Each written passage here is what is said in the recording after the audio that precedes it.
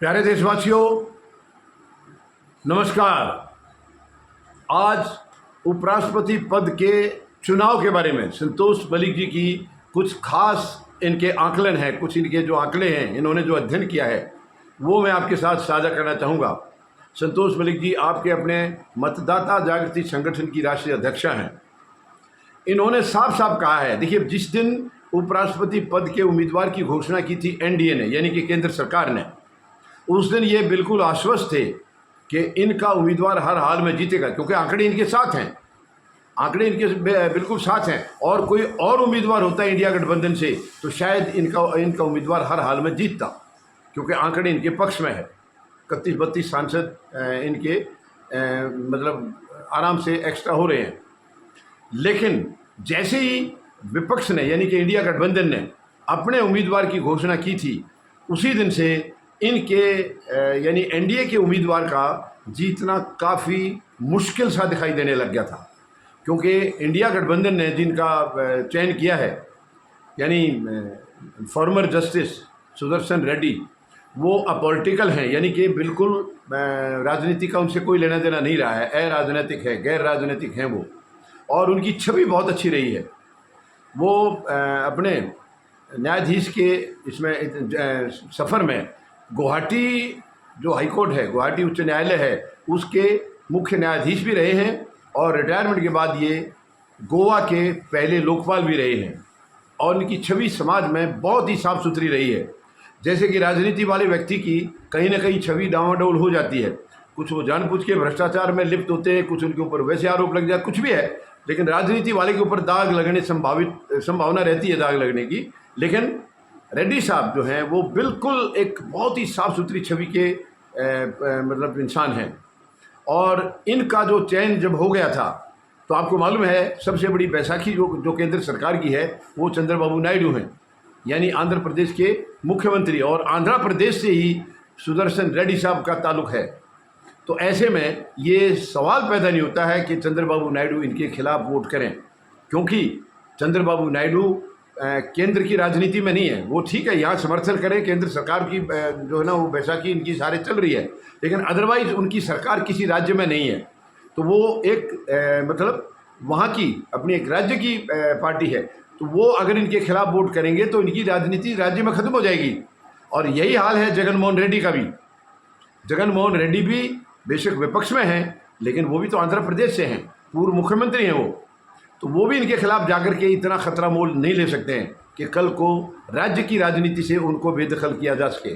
तो इसलिए ये जो उपराष्ट्रपति का जो चुनाव है, ये संतोष मलिक जी का कहना है, शायद केंद्र सरकार की कहें, प्रधानमंत्री महोदय की कहें, जिसकी भी आप लगाएं, ये इनकी उल्टी गिनती शुरू हो जाएगी, क्योंकि इसमें इंडिया गठबंधन के उम्मीदवार की जीत करीब करीब निश्चित नज़र आ रही है। जब सबसे बड़ी बैसाखी चंद्रबाबू नायडू अगर इधर आ जाएंगे तो हर हाल में ये चुनाव जीतेंगे, क्योंकि जगनमोहन रेड्डी भी खुल के आएगा। और कुछ एनडीए के घटक दल, ऐसा इशारा मिल चुका है इंडिया गठबंधन वालों को कि वो क्रॉस वोटिंग करेंगे, यानी अपने उम्मीदवार की बजाय वो इंडिया गठबंधन के उम्मीदवार को वोट करेंगे। ये ऐसे संकेत साफ साफ मिल रहे हैं, क्योंकि इसमें सबसे बड़ा रोल है वो इनकी छवि का हिसाब है, छवि और राज्य। हालांकि दोनों उम्मीदवार दक्षिण से हैं, वो तमिलनाडु से हैं, राधाकृष्णन साहब जो एनडीए के उम्मीदवार हैं, और ये आंध्र प्रदेश से हैं, दोनों ही दक्षिण से हैं। और इनकी जो जीत होगी वो भी दक्षिण के राज्यों पर भी, दक्षिण के राज्यों की सबसे बड़ी भूमिका रहेगी इसमें। जीत भी उन्हीं की वजह से होगी, क्योंकि जो क्रॉस वोटिंग होनी है वो ज़्यादा वहीं से होनी है। तो एक किस्म से अगर देखा जाए तो ये मेरे ख्याल से पहली बार 11 साल से अधिक समय सरकार का हुआ है, 11 साल में पहली बार इनको इतना बड़ा झटका लगने वाला है। पूरी उम्मीद जताई जा रही है। संतोष मलिक जी का कहना है बिल्कुल 100% चांसेस है कि इंडिया गठबंधन के उम्मीदवार जो हैं वो जीतेंगे, और वो जीत गए तो आपको मालूम है फिर सरकार को, यानी इतना बड़ा झटका लोकसभा में और राज्यसभा में दोनों जगह एक साथ इनको ऐसा झटका लगेगा, तो आगे वो सरकार के पक्ष में वो लोग रहेंगे, इसकी भी संभावना बहुत कम है। क्योंकि जो इसमें क्रॉस वोटिंग करेंगे, इसका मतलब वो मन बना चुके होंगे कि आगे भी सरकार का साथ नहीं देना है। तो ये साफ साफ संतोष मलिक जी का कहना है कि उपराष्ट्रपति पद का जो चुनाव होना है, जो कि 9 सितंबर को चुनाव है, उसी दिन नतीजे भी आ जाएंगे। 9 को ये पता लग जाएगा कि कौन सा उम्मीदवार जीतेगा। तो ये पूरी संभावना है, अगर इंडिया गठबंधन का उम्मीदवार जीत गया, जिसकी की संभावनाएं दिखाई दे रही हैं, उम्मीद ऐसी लगाई जा रही है, तो आप समझ लेना एनडीए की जो केंद्र सरकार है उसकी उल्टी गिनती शुरू हो जाएगी।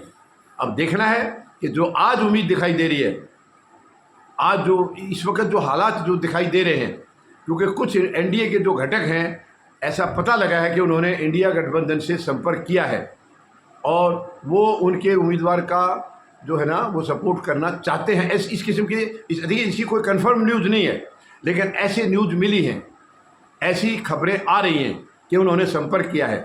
अगर संपर्क किया है तो इसमें कोई दो राय नहीं है कि सरकार के दिन शायद लद चुके हैं, क्योंकि ये पहला झटका होगा, तो इसके बाद झटका और दूसरा जो मिलेगा वो हैरान करने वाला होगा, बिल्कुल हैरान करने वाला होगा अगर ये पहला झटका इनको लग गया तो अभी देखते हैं। नामांकन जो है वो भरे जा चुके हैं।